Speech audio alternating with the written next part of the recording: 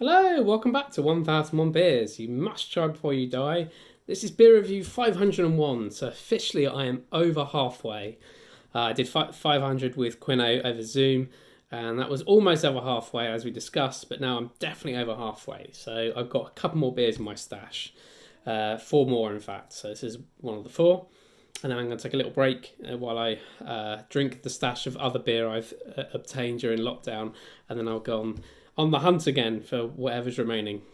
So this one, first brew 2005. It's from the United States. In the book it's 8.4, but my bottle is a different percentage, which is 9.4, so an extra percentage, and it is Cascade Cuvée du Jongleur. And this is their 2017 edition. Cascade Brewing are from where are they from? Portland, Oregon, which is a good beer country. Some of the best beers I've had have been from Oregon. So let's crack this open. It's got a bottle top, a cork bottle, but not one that needs a corkscrew. So that's okay. And I can see already it's bottle condition, but this is, even though it looks like a big bottle, it is actually only 500ml. So I've got a trusty big chalice glass here, which is a whole pint, so this should be absolutely fine to pour into. I shouldn't lose any, as long as it's not too gassy. Let's hope not. It's been in the fridge for a little while. Oh, that's a tough one, this one. I'll have to get some of the beer tail. No, let's see what I can get. This one is really... here we go.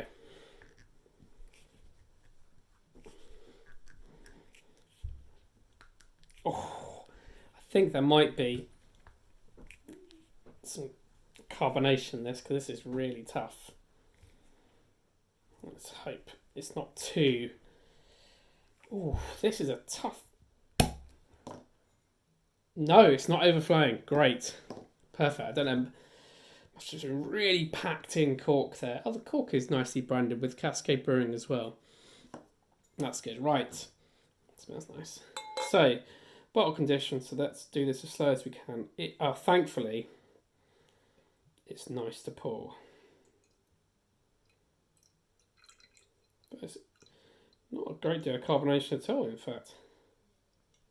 Oh, I am getting a hint of it now. I can see it now. That's good. I was a bit worried it was going to be still. And now I can see carbonation. That's good. It's not going to have much of a head on it, but I'm certainly going to be able to drink the entire beer. Minus the bit that's bottle conditioned. Not seeing any gunk in the... and I'm now seeing it. Right, so I can sit there. Let's leave that to breathe for a minute. So, I can actually see there's a huge amount of sediment that's sat in here. Now, actually, one of the benefits of this one, having this kind of thumb bit, is the sediment will sit round in this corner bit and allow the rest of the beer to come out quite well. So, lovely bottle. Cascade Brewing, they've changed the design since the book, but for the better, I think. So it's Cuvée du Jongleur 2017. Red, triple and quad ales aged in oak casks. Northwest Sour Ale is what they're calling it, which I guess is the style they've made up. Bottle conditioned. So it's originally released in 2008. Well, that's interesting. It says first brew 2005 in the book. I assume they know better, being the brewer. Cuvée du Jongleur, or Blend of the Juggler, consists of select red, triple and quad sour ales aged in oak barrels for up to 3 years. Making its first appearance in over a decade, the 2017 project pays homage to the original blend, juggling a variety of base beers that offer clean and complex flavours through the lactic fermentation process that's come to define our Northwest sour ales. So it says here, Cascade Brewing, House of Sour. Registered trademark, House of Sour. Interesting. Barrel aged. Our distinctive barrel aged sour ales offer a complex array of flavours derived from Northwest grown ingredients. And I do know that actually Oregon is a great hop growing country. A pioneer in the sour beer renaissance since 2006 and the proud innovator of the Northwest Sour Ale, we are by nature the definition of artisanal brewing. We're not bound by stylistic guidelines, just our own imagination and the ingredients we can access. Wow. That doesn't sound even vaguely pompous. But I've had beers by them before, and they are nice beers, so I guess they're allowed to blow their own trumpet a little bit, but it is a little bit pompous. Yes, load of gunk in there. Right, put that to one side. And let's do the tasting notes. Cuvée du Jongleur presents a fine balancing act. Balancing act. That manages to keep many flavours going at the same time while making it all seem effortless. Enjoy oak, sweet and sour fruit, along with lemon peel tartness, all tied up in a dramatic finish. Okay. I'm seeing there's a bit more head now. It's actually fizzing away quite nicely. The carbonation is sitting now, so I'm glad I let it sit for a little while. So, it is as red as they come.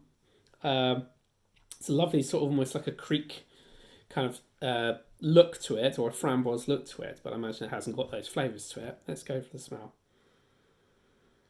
It smells fresh and sour with a kind of like a light, almost like a strawberry zestiness to it. I'm looking forward to drinking this. Cheers.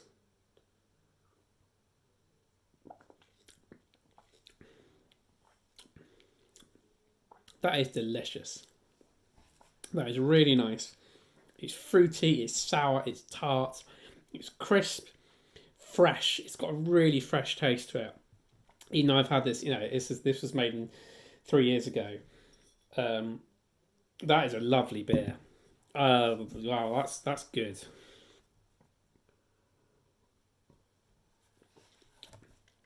That is a beautiful beer. I like what they've done there. They blended all these other sour ales they have. So the red ale, I think they must do a Belgian style and a quadruple style Belgian beer. And there's got to be some fruit in there somewhere. One of their sour beers must have some fruit, because this is tasting very like strawberry is the taste I get. That's the big hit. And it benefits from it, actually. It works really well. You don't get strawberry sour beers very often. It's the raspberry tends to be the one that comes through quite a lot. But that is lovely. Almost like a bit of peach as well. Really good. It says basically the beer is the result of careful blending of select barrels of sour red ales aged in excess for a year, soured Belgian triples aged in oak for up to 18 months, and fresh blonde quadruples. After bottling, the beer is laid on its side in racks like champagne for 8 months for further conditioning.